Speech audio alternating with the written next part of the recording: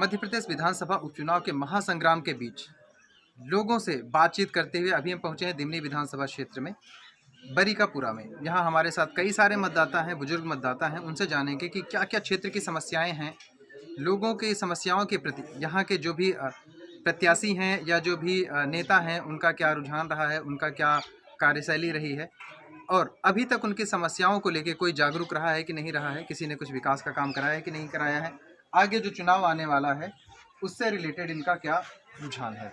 बाबूजी क्या नाम होगा आपका? जी, ये जानना चाहेंगे सबसे पहले कि इस गांव की मुख्य समस्याएं क्या है? मुख्य समस्या क्या है कि नाली और शमशान है जी, और ये रोड वगैरह है। चाचा नाली और शमशान की क्या समस्या है?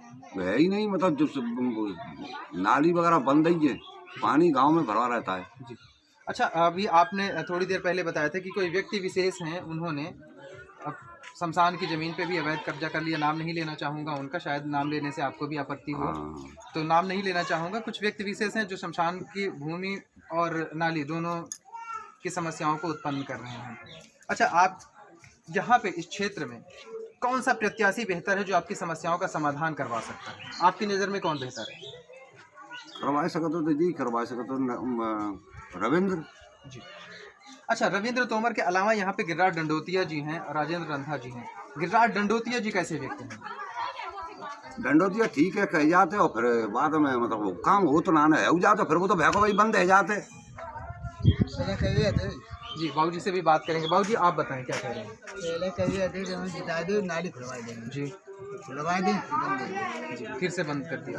अच्छा, एक बार अगर इस चुनाव की बात करें तो इस चुनाव में जो भी प्रत्याशी हैं उनमें क्या लगता है कौन सा जीत सकता है इस बार? बाबूजी से बात करेंगे, कौन जीत सकता है इस बार? आपका अंदाजा क्या कहता है कि कौन जीत रहा है? गिरिराज दंडोतिया हो। गिरिराज दंडोतिया। आपकी नज़र में कौन जीतेगा बाबूजी? गिरिराज। एक निष्पक्ष राय आपसे लेना चाहेंगे। गिरिराज दंडोतिया जी जीतेंगे। एक चीज और यहाँ से जानना चाहेंगे हम आप लोगों से कि स्थानीय और गाहरी का एक मुद्दा चल रहा है। लोग कह रहे हैं कि रविंद्र तोमर जी हैं, उनका घर यहाँ पे नहीं है, कहीं बाहर से हैं, इटावा से हैं, ये यूपी से हैं। और क्या ये स्थानीय और बाहरी का मुद्दा इस चुनाव पर रहेगा? अभी मुद्दा देखो क्या रहेगा, जैसे किसी अधिकारी और नेता पे तुम काम करावे जाओ तो वो तो बाहर सोइए कि जाएंगे कोई काम के लिए तो वो तो कहीं बाहर भोपाल गए या कोई दिल्ली के आएंगे, घर कोई नहीं मिलता है, तो वो तो काम तो जैसे नेता तो सिर्फ बाहर ही रहते, घर कोई ना मिलते। तो मतलब ये मुद्दा चुनाव में नहीं रहेगा। जी, इस बार चुनाव के क्या मुद्दे होंगे? जनता क्या चुनेगी? एक व्यवसायी को चुनेगी या एक किसान पुत्र को?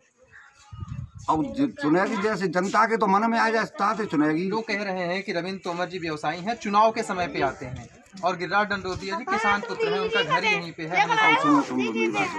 क्या जैसे गिरिराज के आदमी है तो वो तो गिरिराज की कहेंगे, रविंद्र के आदमी है वो रविंद्र की कहेंगे। जनता की क्या राय है?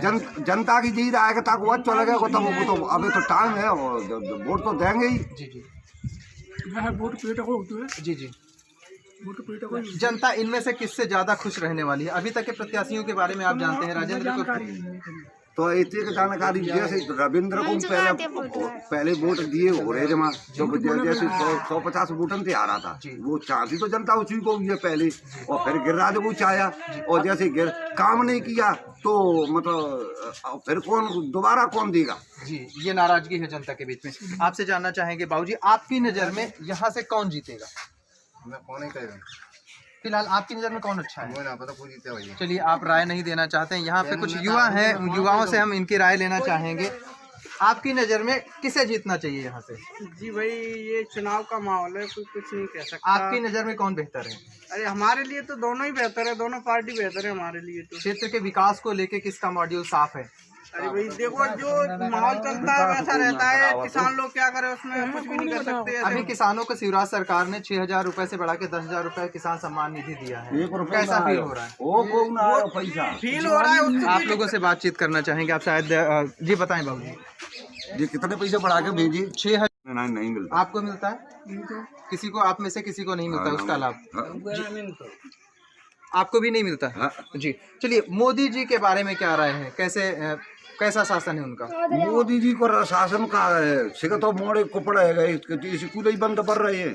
जो 2 साल थे तो पढ़ाई नहीं बोले है, साल बच्चे जैसे बच्चन के ये 5 लगे लगाए ये जाते स्कूल में, और ये साल बच्चे बैठे रहे जी काम करेंगे। एक चीज और जानना चाहेंगे कि अभी हम कई सारे दलित बस्तियों में गए थे, एससी एरिया में हम कई सारे जगहों पे गए थे जहाँ पे एससी हैं, अपने समुदाय के लोग हैं।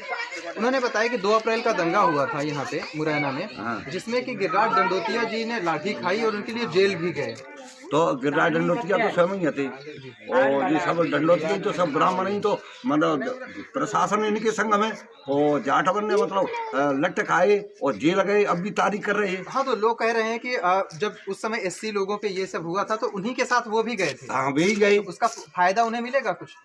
अब कछु ना मिला, कोई फायदा नहीं कछु मिलेगा, नहीं। चुनाव में कुछ फायदा मिलेगा? कछु नहीं। चलिए, ये तो रही यहाँ के लोगों की राय। आगे चलेंगे, कुछ और लोगों से बातचीत करेंगे, उनकी राय आप तक पहुँचाएंगे। तब तक के लिए नमस्कार।